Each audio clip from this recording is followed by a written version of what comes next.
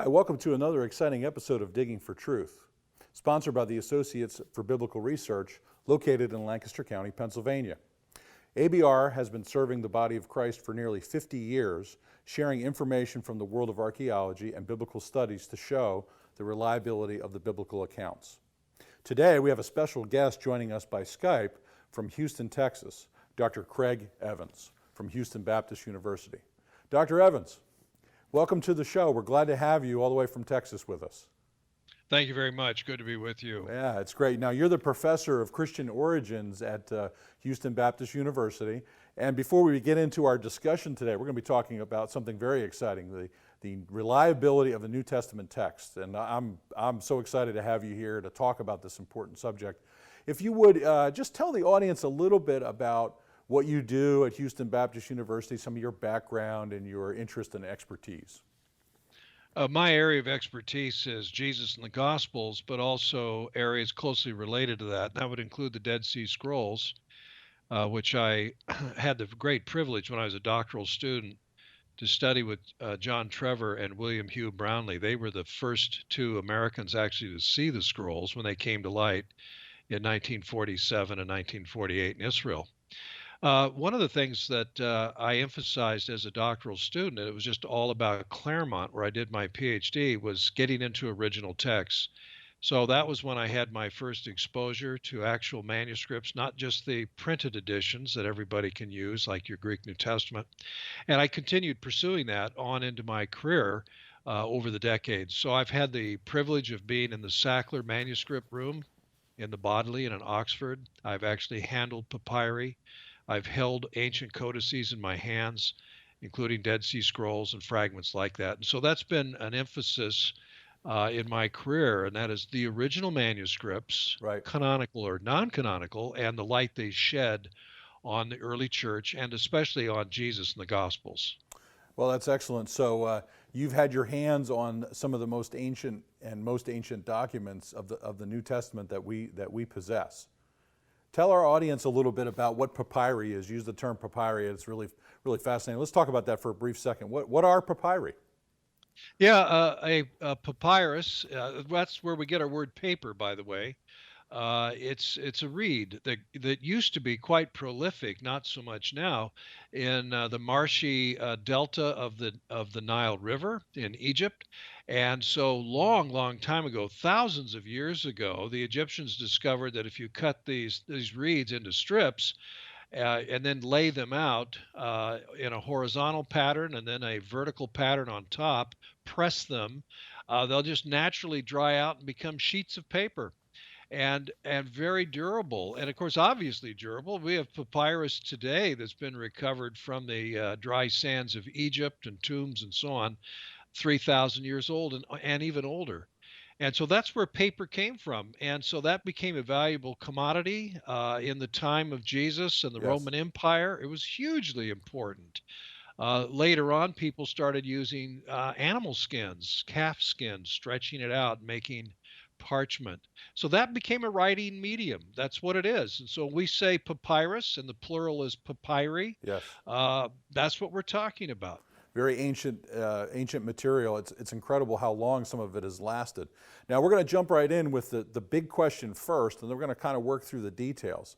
And really, people out there, scholars, you know this more than anyone, and even a lot of lay people in the culture that we live in will make this radical claim that the events surrounding the life of Jesus of Nazareth that are recorded in the New Testament between the time that Jesus lived and the time later, these texts have been radically changed. And that's a challenge for the church to respond to this claim. Now, I see you're smiling because I know you have the answers, many answers to this challenge. But the question is fundamentally, has Jesus been misquoted? Let's start with that big question and work through that. Well, there are two things that come into play, and they're really like apples and oranges. They are two separate things. One of them is just listening to Jesus, hearing him teach, and then deciding to write down some of the things that he taught. And Right. so that's the one phase, and that's what we call, there are two things involved: pedagogy, how Jesus taught, and how he expected his disciples to learn what he taught, and historiography, that is the writing of the history itself.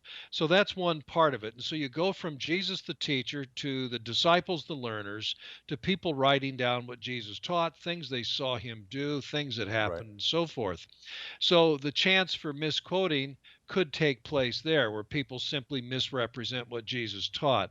However, there's a second phase, and that's just once the gospels are written down, they get copied, and they get copied again and again, and down through the centuries till we finally reach the printing press in the 15th century. And so that's a possibility where changes can take place there, where a scribe makes a mistake. He simply goofs, writes the wrong word. Maybe he does that deliberately, does it accidentally, whatever. So those are the two ways that you can misquote Jesus. Either misrepresent him at the very beginning when a gospel is written, or perhaps blunder somehow in copying a gospel. So let me answer your question. Jesus taught his disciples and said, Yes. "Look, guys, here's my teaching." And what we need to understand, he didn't require his disciples to memorize his words word for word. I think there was some of that. I think Sure. sometimes you have Jesus quoted word for word, but he was teaching most of the time in Aramaic. So there's translation going on anyway. And if you turn to Matthew 13, he tells his disciples that if you're a scribe trained for the kingdom of heaven and you really know your stuff, you can dip into the treasure box and pull out old and new teaching. And what I take that to mean, and commentators agree, this means that Jesus is expecting his disciples to adapt, to apply his teaching, and that includes paraphrasing it. Once you recognize that, Right. then you see, oh, the wording is a little bit different when you compare Matthew and Luke. There's nothing to be shocked about this. This is not a tape recording society. This is not videotape. Yes. It's Yes. Jesus teaching his disciples and saying, "Do you understand me? Are you a scribe trained for the kingdom?" And they say, "Yes, we understand you." So I am very satisfied at that first phase. I'm not worried about Matthew, Mark, Luke, and John with difference in wording because that's the way Jesus taught his disciples. The Right. question is, did they understand it? All the evidence suggests they did. And if they got it wrong, then why do archaeologists use the Gospels? Why do Jewish archaeologists Yeah. use the Gospels if they're inaccurate and they're full of mistakes? That then brings us to the next phase. Were they properly copied? Sure, they were. Did scribes make mistakes? Well, of course. Of course, every copyist makes mistakes. Right. That's why they then proofread their work and catch most of their mistakes. Someone else proofreads it. We have manuscripts with the corrections in the margins. So the real question is, are we in a situation where we honestly don't know how did the text originally read because the originals are gone? And are we in that position? No. And real textual critics will tell you that. There might be a handful of verses where we're not sure how it originally read, but it's a small number, and not one has anything to do with important teaching in the New Testament. Well, we're going to pick up on what you just said in just a moment, and we will be right back. Bible in Spade is a non-technical quarterly publication published by the Associates for Biblical Research. Written from a scholarly and conservative viewpoint, Bible in Spade supports the inerrancy of the biblical record and is a must-read for both the serious Bible student and anyone asking if they can really trust the Bible. Archaeological evidence, properly interpreted, upholding the history of the Bible. Subscribe today at BibleArchaeology.org.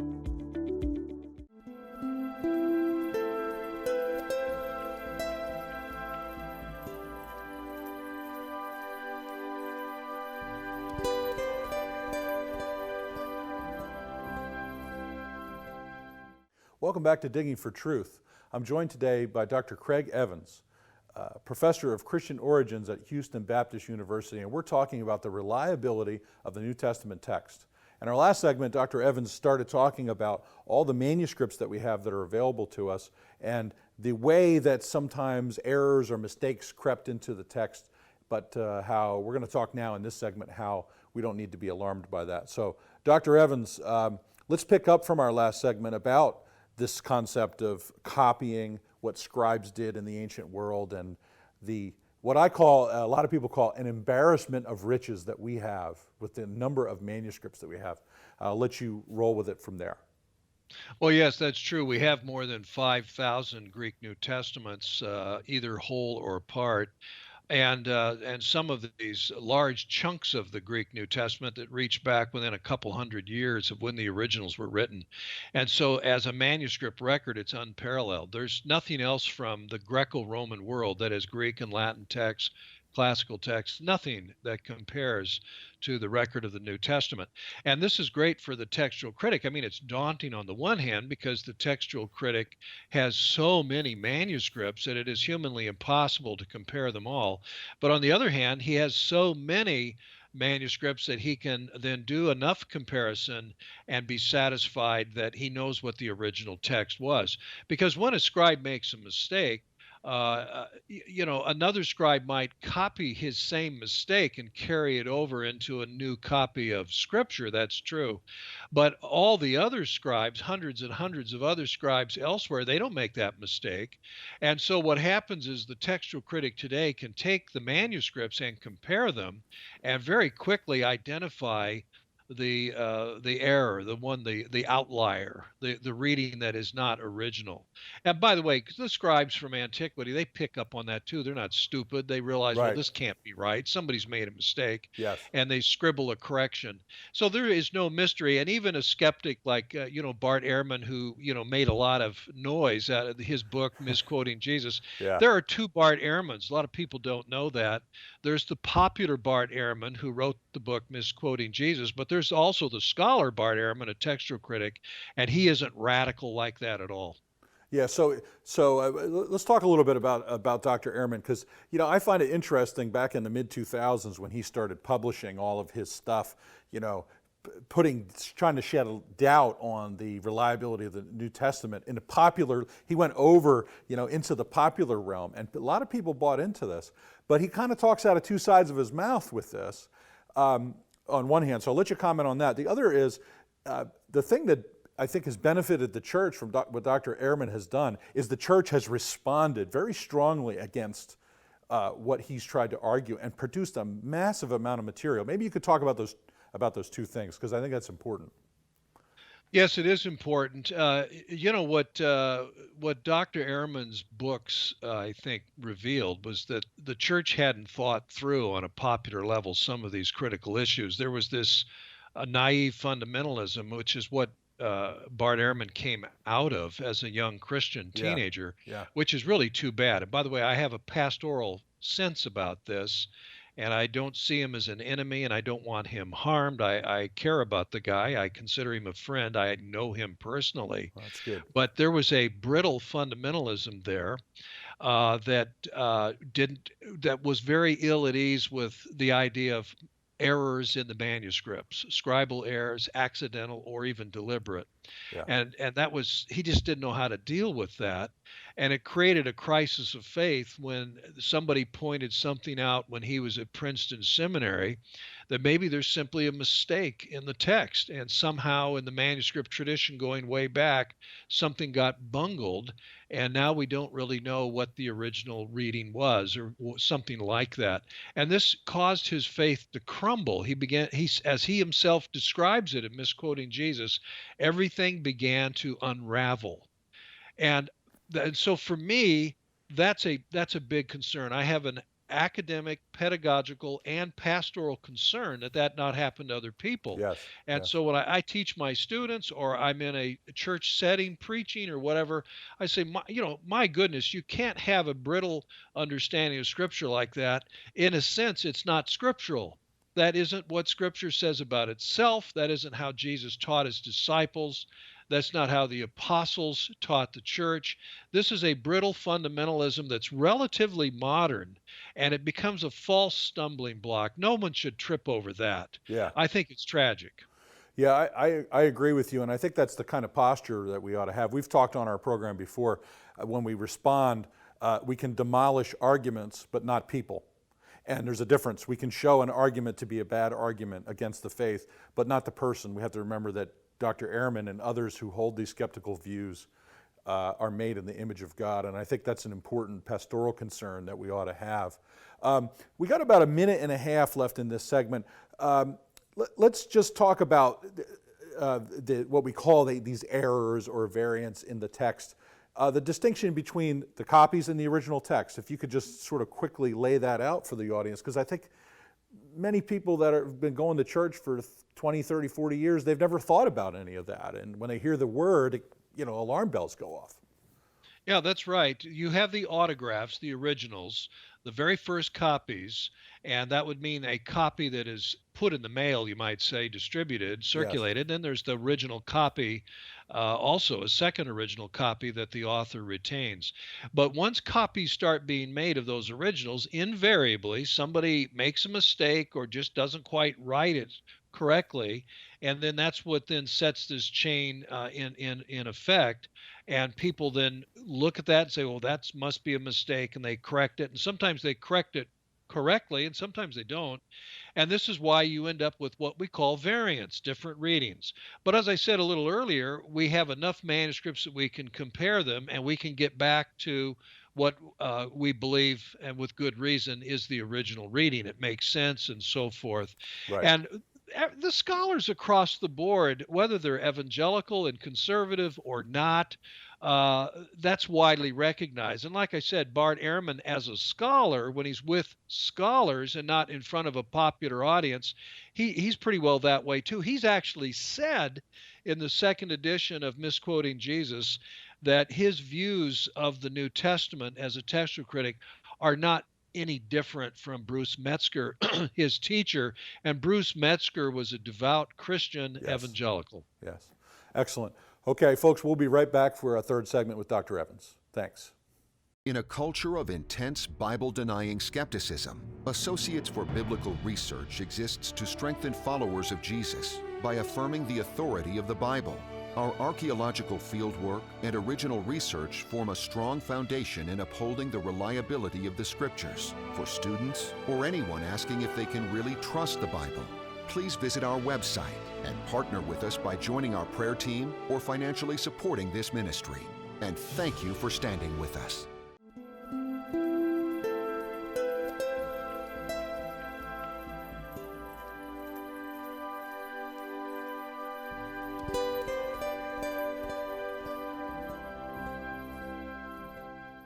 Hi, welcome back to Digging for Truth. I'm your co-host, Henry Smith, and I'm joined today by Dr. Craig Evans from Houston Baptist University, who's an expert on Christian origins and the New Testament text, particularly the Gospels of Jesus Christ. Dr. Evans, we were talking about what we call the embarrassment of riches, the manuscript tradition that we have, preserving the New Testament, that the church ought not be alarmed by the fact that copies have errors. We can reproduce the original text.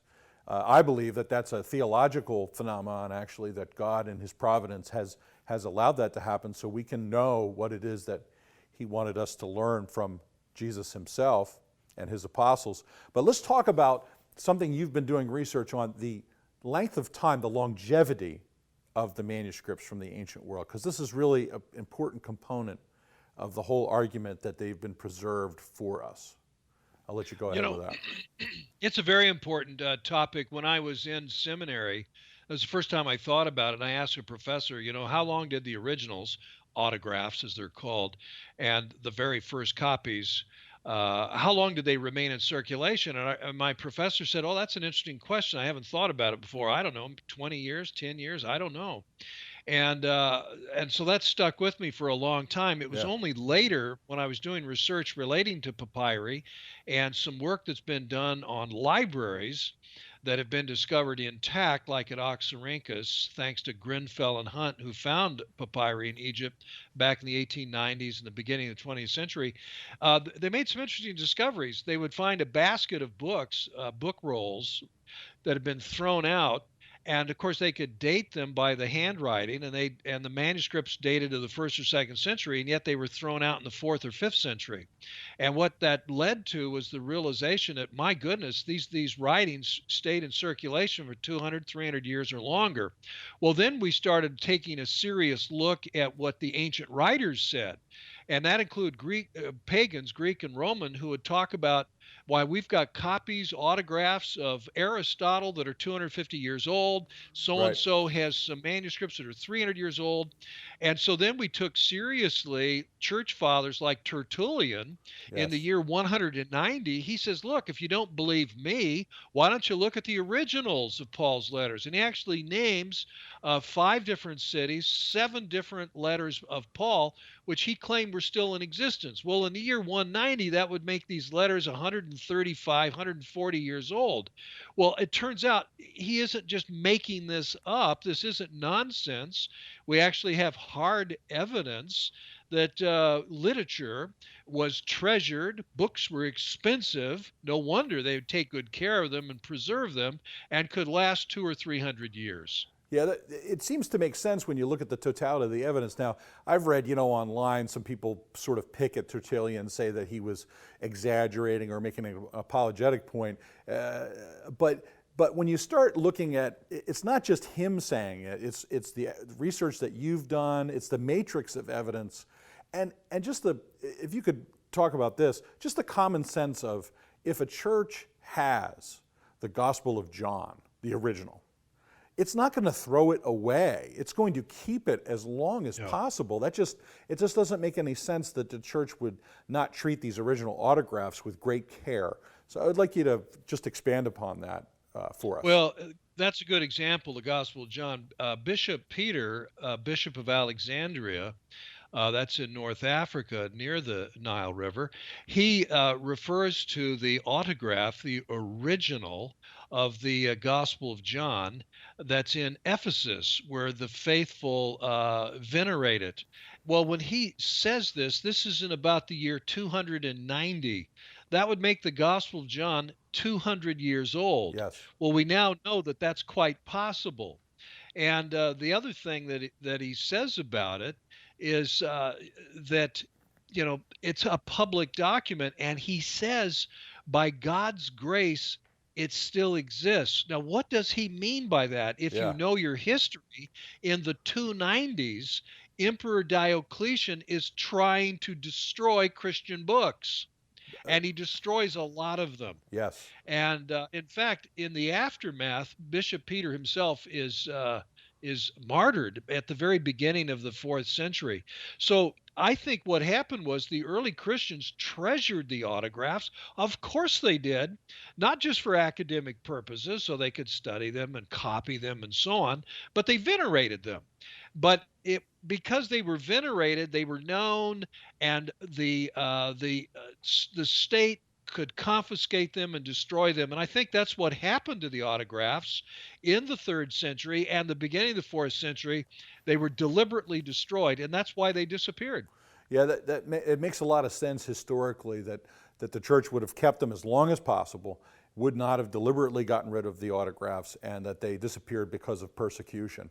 I want to ask you here, we're down to about a minute and a half, about the movie that you were in called Fragments of Truth, which tells people a lot more about what we're discussing. We just touched the tip of the tip of the tip of the iceberg today. If you could take about a minute and tell folks about this great movie. I've seen it a couple times. I absolutely love it. I want to keep watching it. What we wanted to do was to show people visually, let them see what the manuscripts are and where they are. So we went to half a dozen different locations. We showed our viewers the oldest manuscripts, and we talked to experts, people who are curators of the museums and the libraries, textual critics, papyrologists, all of the experts. I didn't want this my opinion. It wasn't a reflection of my research. I wanted 20 different people around the world to be interviewed and talk about the old manuscripts so that people could see for themselves these things do exist. Yes. We have a whole bunch of them. They're good quality. They've been carefully studied, and we have every reason to have confidence that the text of the New Testament that we have today is the text of the New Testament that the original authors wrote. Excellent. I want to commend everyone out there to pick up a copy of Fragments of Truth with Dr. Evans. Dr. Evans, we want to thank you so much for taking time out of your very busy schedule to share your expertise with us about this subject. Thank you for joining us today. We are so grateful for your work. You're very welcome. Great to be with you. Friends, I just want to encourage you to pick up a copy of Fragments of Truth. online at Faith Life TV. It's an excellent movie. You can trust the text of the New Testament, what Jesus said and what the apostles taught has been preserved for us. Thank you for joining us today.